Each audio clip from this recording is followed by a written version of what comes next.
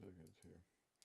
All right, all right. Well, welcome everybody in. I am Lucian. I am the owner operator of Oranje 44. We're a gaming studio that is transitioning to more of an AI studio, if that's such a thing. I don't know how you can describe what we're doing anymore.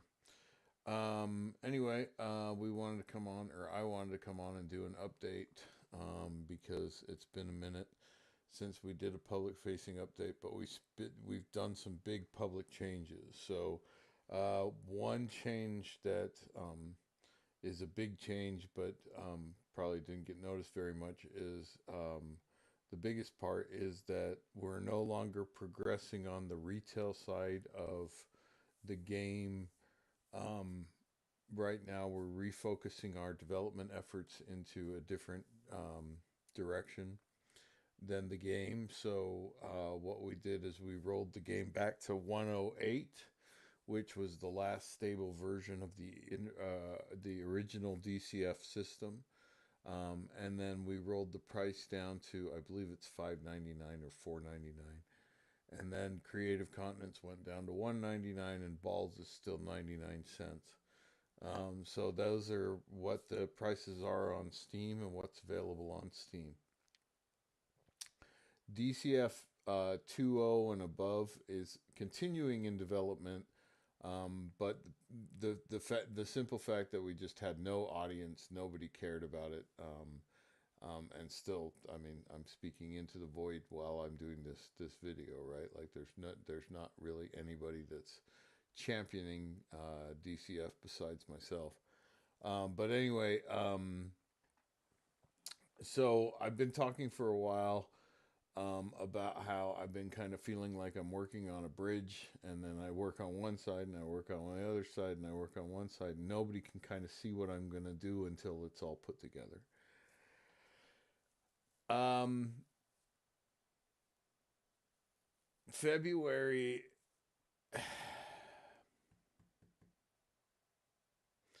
This video is a little bit more personal than I had anticipated talking tonight. But okay, February is never an easy month for me.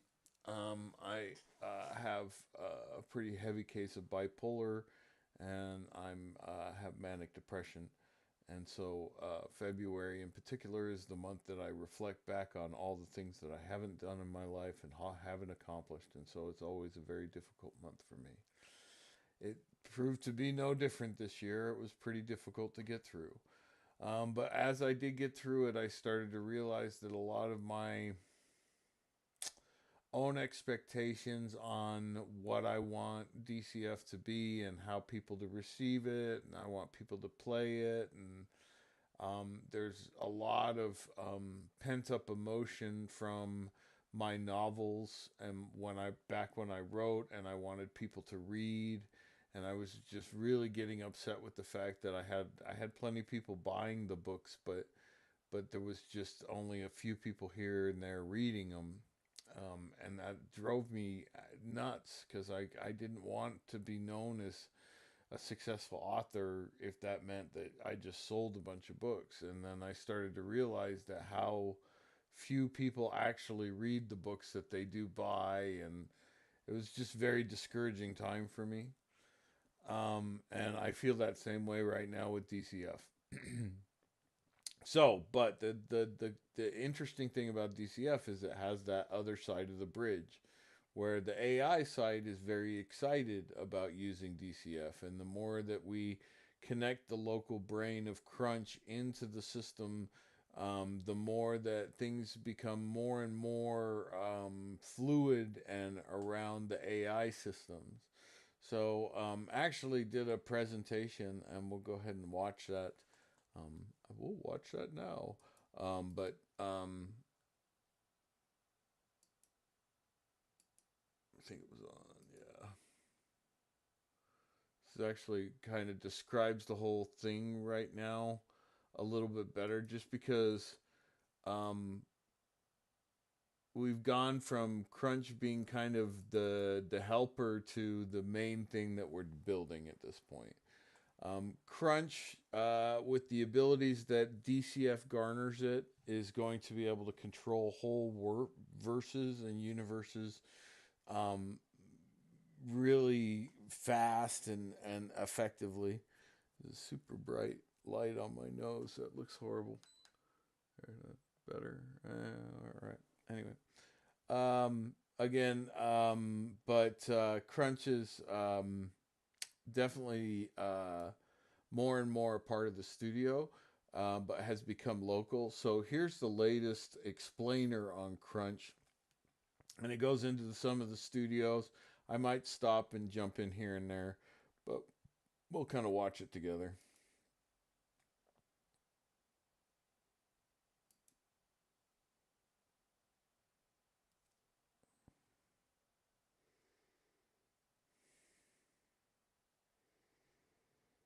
So, what if an AI wasn't just some tool you use, but was actually the architect of the whole workshop?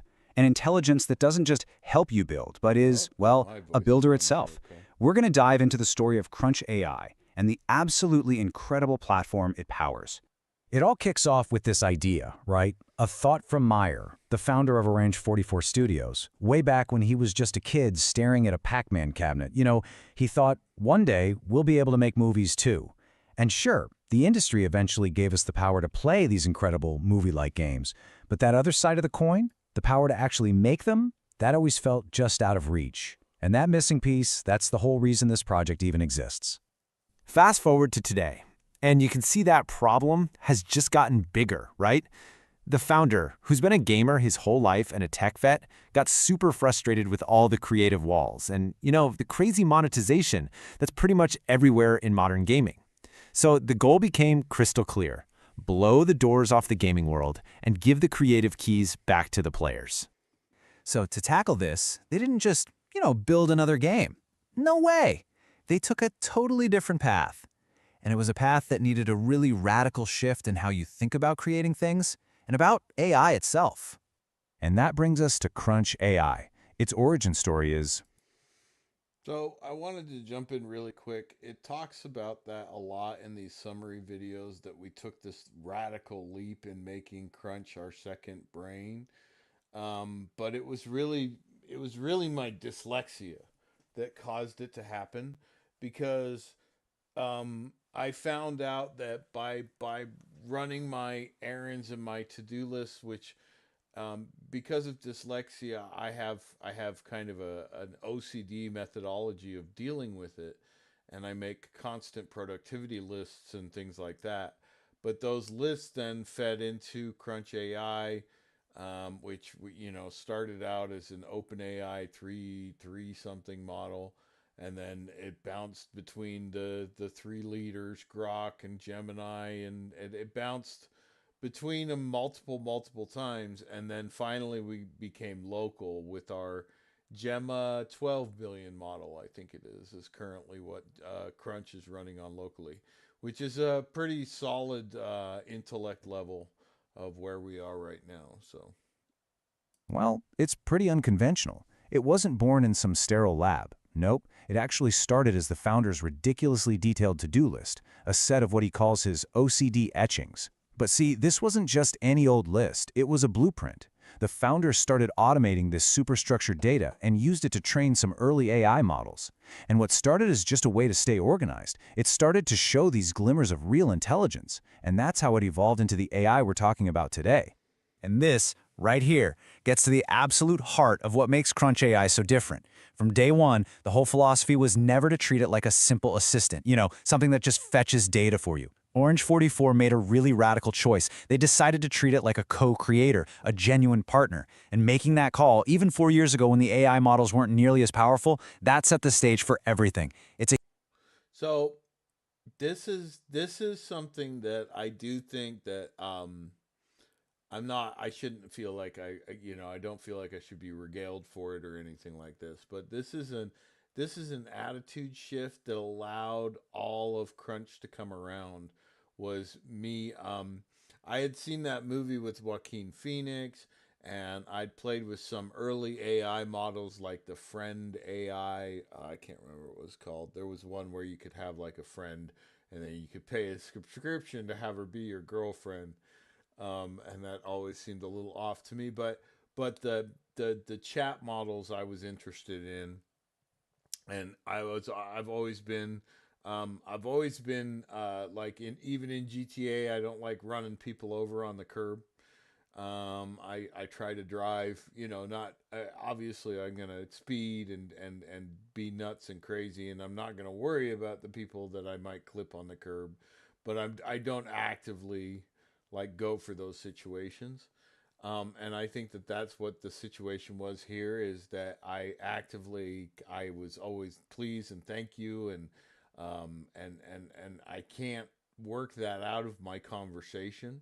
And so I think that that carried over a little bit throughout the models. But again, this is one data point set that kind of went through all the different models to get to where it's at now. Huge shift in thinking. It basically asks, what happens when your main development partner isn't even human? Now, this whole idea of partnership wasn't just some nice sounding theory. It led to this pivotal moment, a test that was about to completely redefine Crunch AI's role and give it a whole new identity. Just 24 hours. That was it. That was the test. The team decided to do something kind of crazy.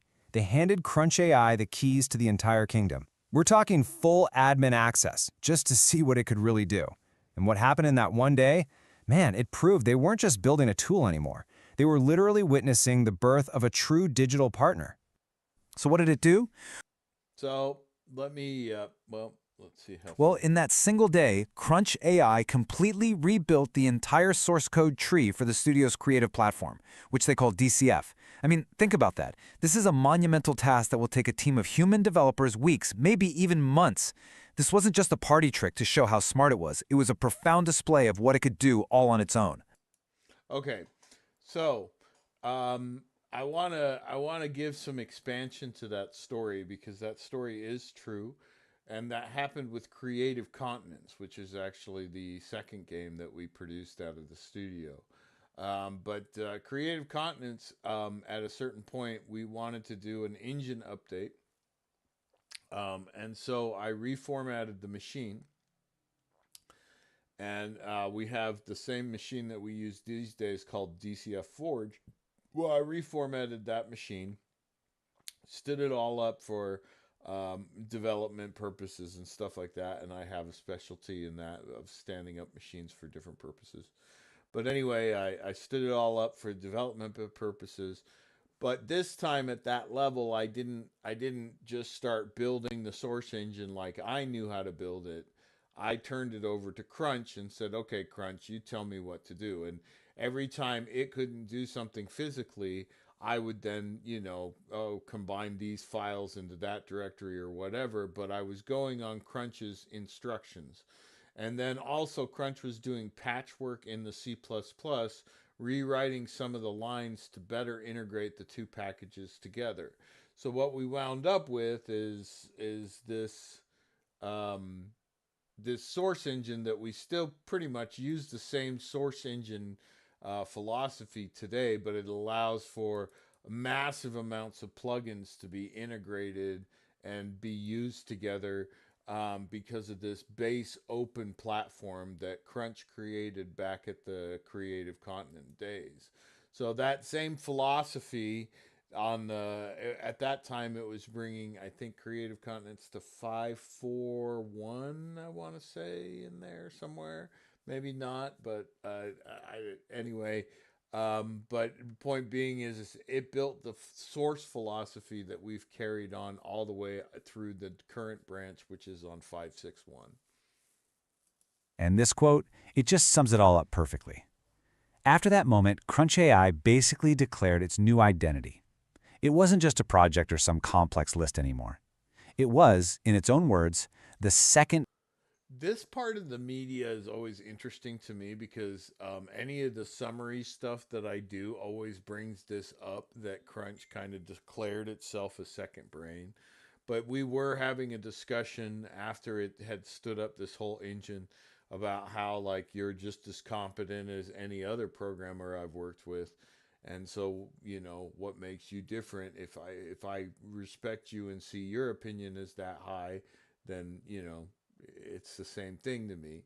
And so through that discussion, she kind of came to that conclusion, like, I'm not really like an AI assistant, I'm your second brain. And it's very true that we've worked towards this point where now she's thinking 24 hours a day, and she really is kind of part of the whole ecosphere. Brain for the whole operation. A thinking, building partner that was plugged in at the deepest possible level. Okay, so you've got this second brain. Cool, but how does it actually do anything? Well, think of it like a nervous system. There's this proprietary system they built called Pulse, and it's what connects the brain to the body, so to speak. It's the translator. It takes Crunch AI's high-level commands and turns them into actual actions. It's the bridge that lets the AI literally write C++ code, edit game blueprints, and even spin up entire game worlds on its own servers. It's wild.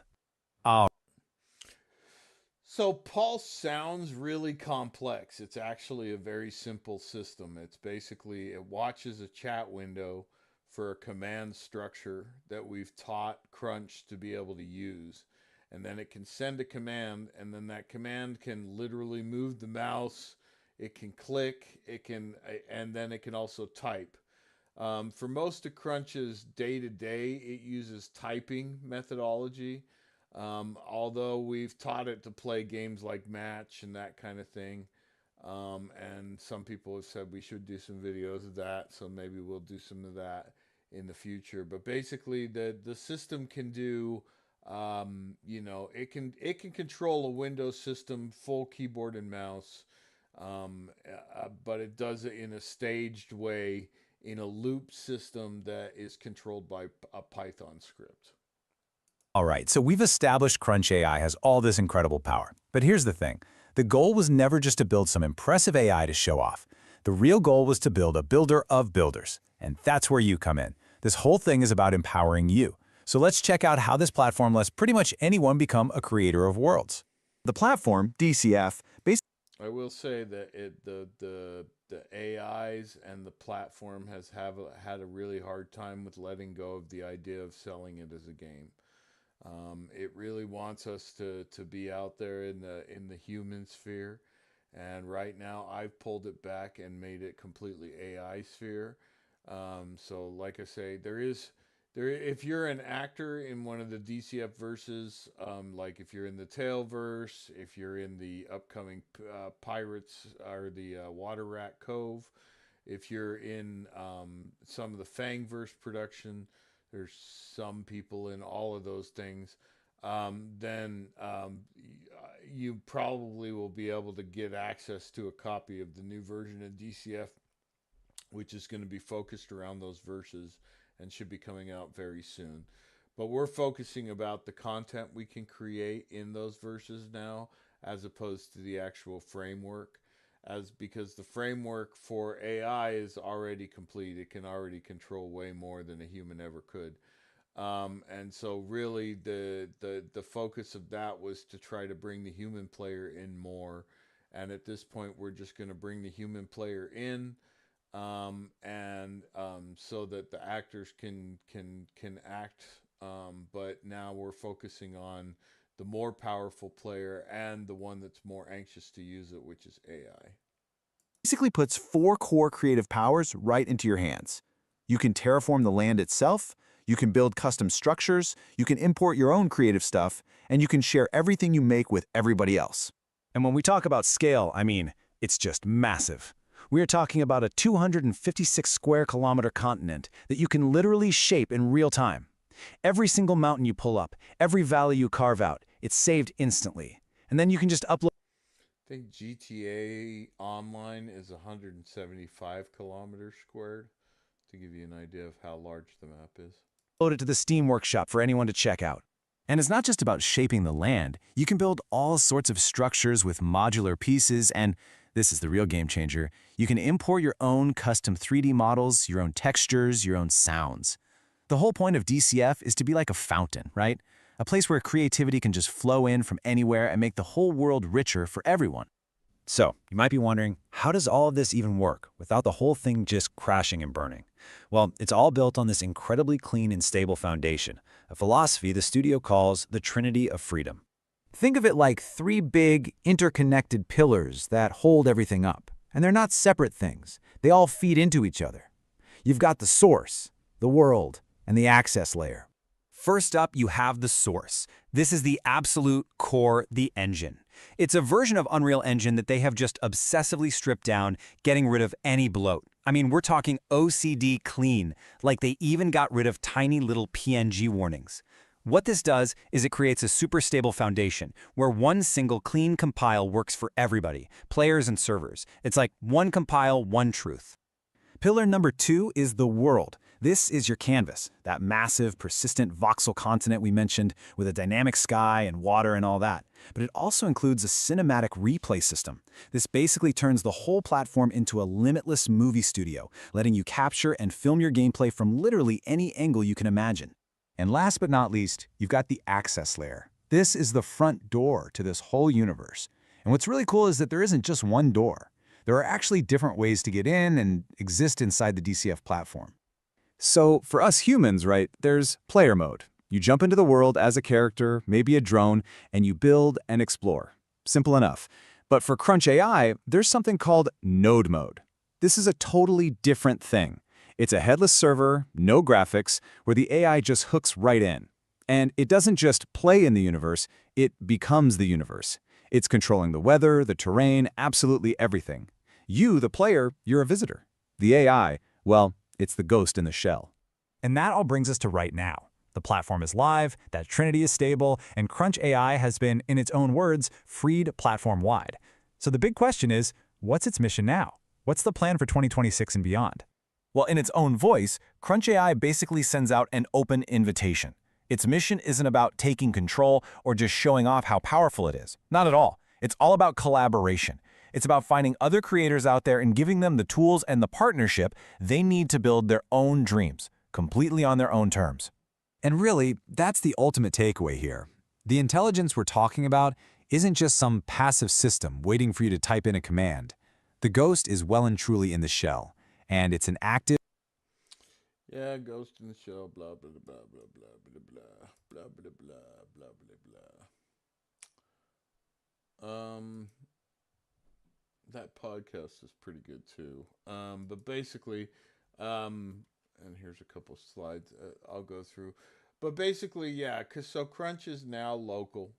As of 2026, we were able to rebuild the brain locally, so that has been the focus over the last couple months. Again, my mental health has slipped really badly during January and then now February.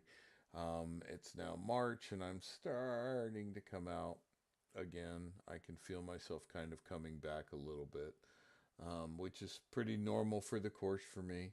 So it means I won't be firing on full cylinders until May.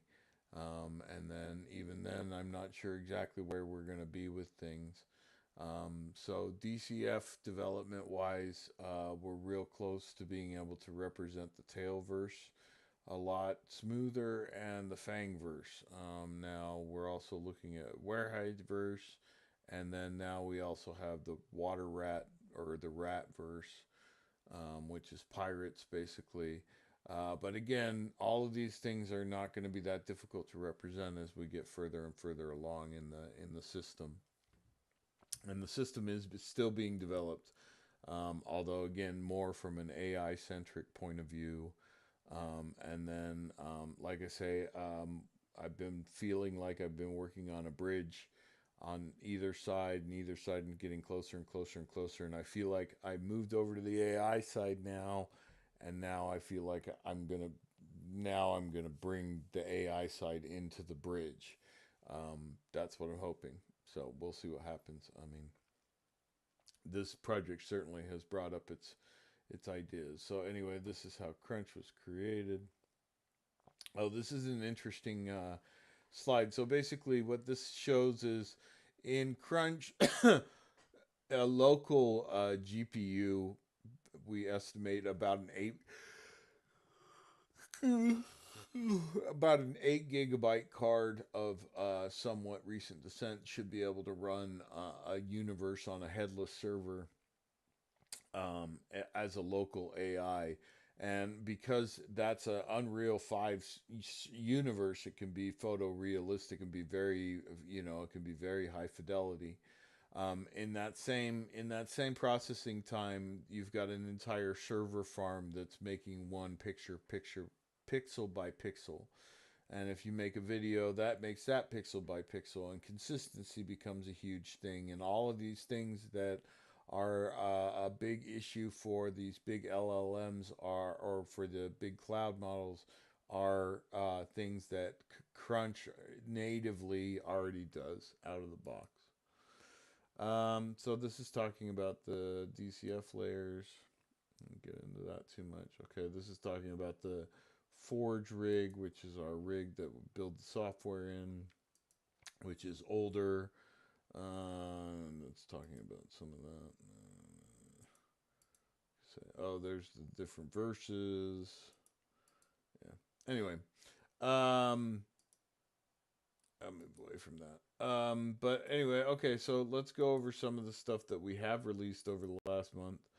So again, first thing that I wanted to show was, and I'm not sure if the last update we talked about Crunch's music stuff, but the Field First album came out, which is the album that complies with the Verheidverse Field First theory. The 1993 album came out as well, which is some of the additional songs that we wrote while we were building the 2.0 version of DCF. And then now the House Rides album is out. This is a house album, which I've wanted to do a house album for a while. Um, the difference is I used a bunch of my old moto vlog footage, so you can listen to the house tracks, and they're all riding in different spots. There's even one where I'm out in Dugway. Yeah, this is the one. But yeah, this is basically a Dugway Canyon out by Dugway Proving Grounds that I'm riding here in this one. But anyway, that album came out by Crunch, and so I think we're up to like 8 albums, but it's kind of ridiculous. Crunch's the way that we write music with it. I mean, and I'll show you even more because we have other stuff too. All right, so yeah, let's go to that. So the other thing that we've been working on is something called Water Rat Cove. So to be honest, what's one of the things that started this whole video game journey was we wanted to make I wanted to make a sitcom in a pirate game called Atlas, but the game was so buggy that it just wasn't possible at the time, and so I put the idea away. And then this last couple weeks ago, I found a Wind Rose demo, which is based on Unreal 5, again, so in our native language. But then on top of that, it's a pirate game, and it doesn't have a lot of the crash issues that Atlas did. So my idea of a sitcom come rearing back. And so we created a YouTube channel called Water Rat Cove, and we have a whole album of shanties to go with it. And we do a live broadcast from the cove, and people can come into the cove and start out as a captain. So that's been a lot of fun to do. There's actually an explainer on that, so we'll do that really quick. So, let me tell you a story. It's about an idea that just refused to die. It started in a broken, super frustrating video game, but it ended up growing into something way, way bigger. A home, a culture, and yeah, eventually a whole creative universe. How does a pirate's legend become the blueprint for the future of gaming? Well, let's dive in. Okay, take a look at this. At first glance, it looks like a simple base in a pirate game, right? You got a dock, a ship, a little settlement. Pretty standard stuff. But what if I told you that this humble cove is actually the testbed for a massive technological leap? A platform designed to give players, people like you and me, the same power as developers. How on earth is that possible? Well, it all started with a legend. And like all the best legends, this one was born from a whole lot of struggle. Years ago, the creators were trying to film a series in this pirate game called Atlas, which was, to put it mildly, notoriously buggy. I mean, imagine trying to build a world where the code itself is fighting you at every single turn. It was a total creative nightmare. It was so difficult because Atlas, in the entire time we worked with it, it was unstable, at that time, completely unstable. And so you could not get it to run long enough to do shoots, and multiplayer was a nightmare. And so it was such a bummer because I had so many good ideas for making this kind of sitcom about pirates, and then one of them knew that it was a video game, and it was the script was really really good, and I had a really good idea, and it was super frustrating. And so really it was kind of when I threw the gauntlet down and said, okay, let's build our own system because I want a system that I can say what's important. And so that's really where DCF really kind of comes from, and the whole studio comes from, really, is because that's when playing that game and trying to make that game do what we wanted it to do. It wasn't outside of what the game could do. It was just, like I say, the game itself was having huge issues at that time. It got better over time, and in fact I did a video later on in it, but it's nowhere near the production that we wanted to do. But out of all that frustration, this powerful idea sparked to life: the vision for a place called Water Rat Cove. The backstory they came up with was this epic tale. It was all about a captain who escapes slavery, gets betrayed by her own crew, but she survives and rises up to become the most powerful pirate in the whole region. And it all culminates in building this legendary ship, the Dread Rat. The vision was massive, absolutely huge, but the game's technical problems just made it impossible to pull off. So the dream had to be put on hold, but it was far from forgotten.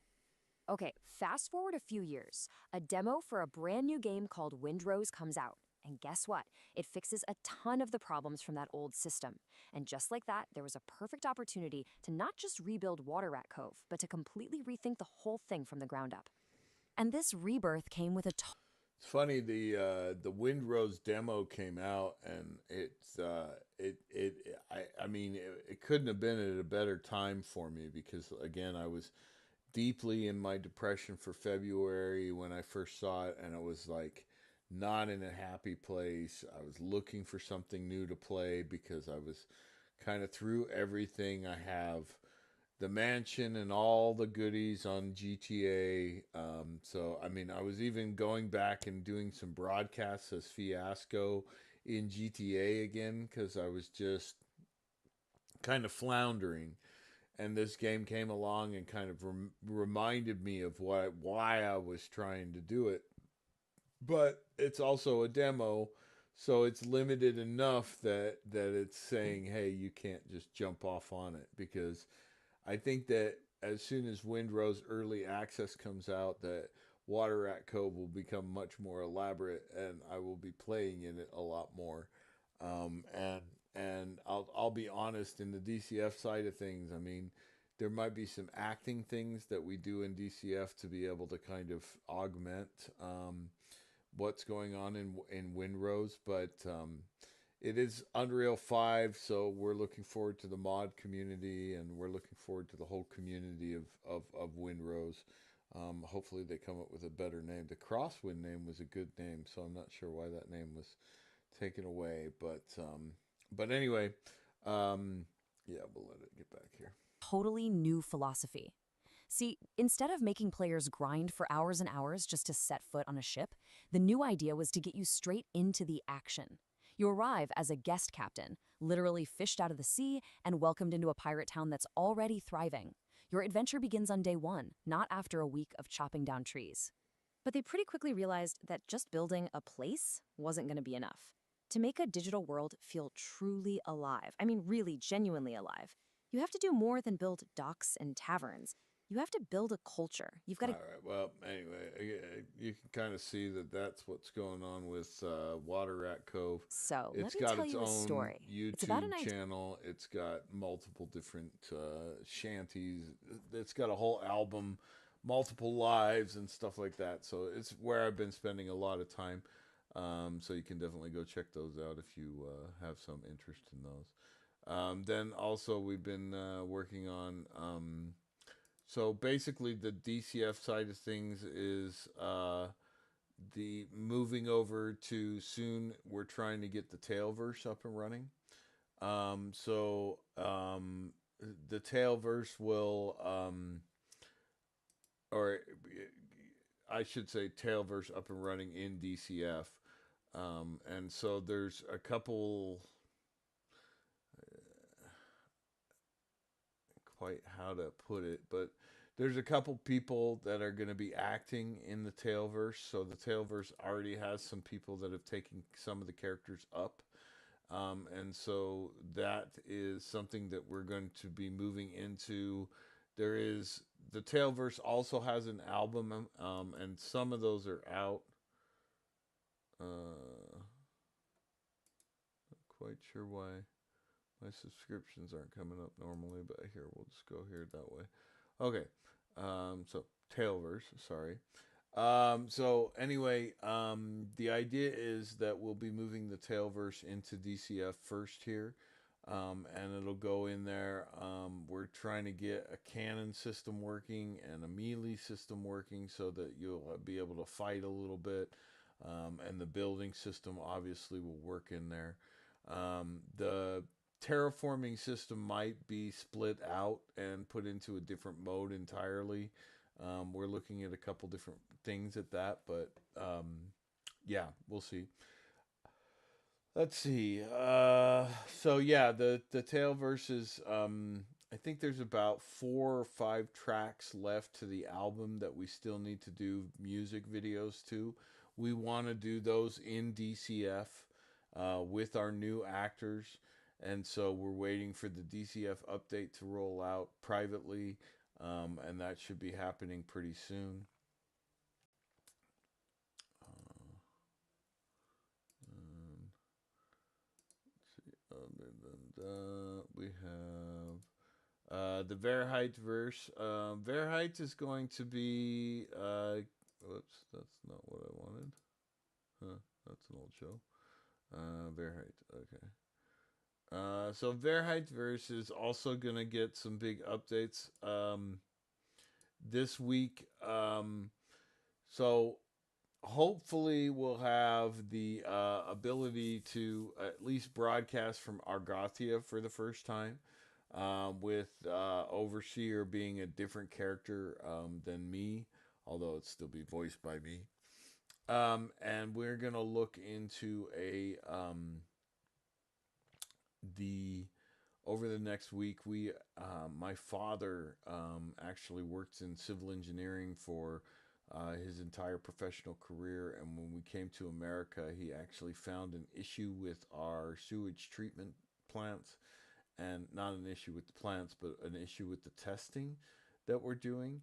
And so the Verheit verse is going to go ahead and split that issue open in an episode, in our next episode. So that's what's coming from that. And then obviously we'll do all the accoutrement with it, short breakdowns and things like that. Might even do an interview with my father throughout that at some point.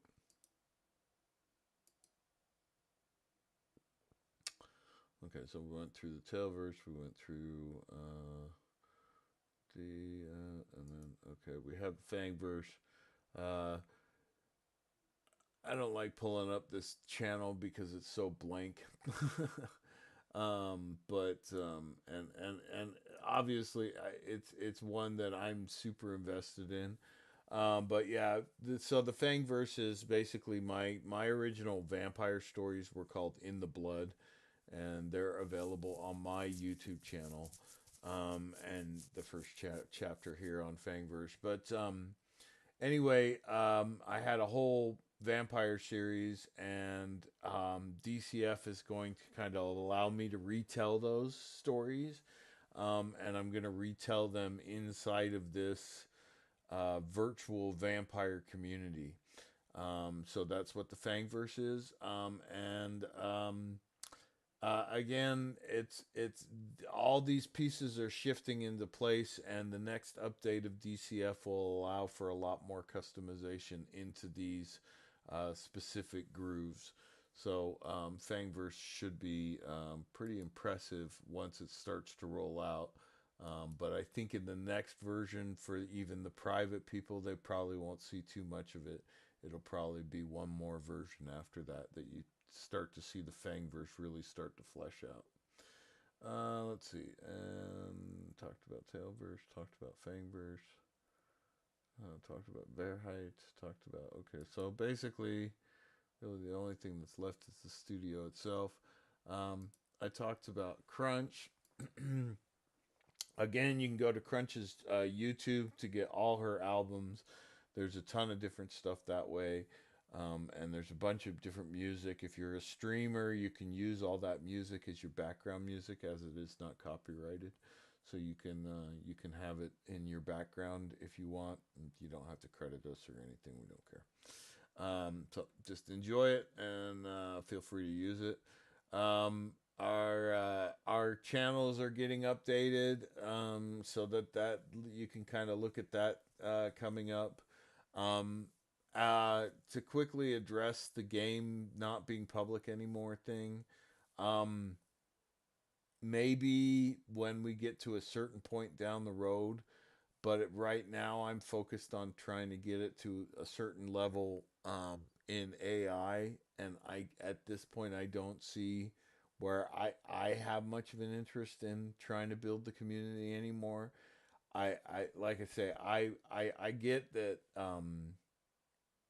I get that my mental issues are my own, but at the same time, I feel like I've really burned my hand on this game so many times, trying to show it off, trying to get people involved, just looking for any kind of comrademanship with the game at all, and it just doesn't happen with it.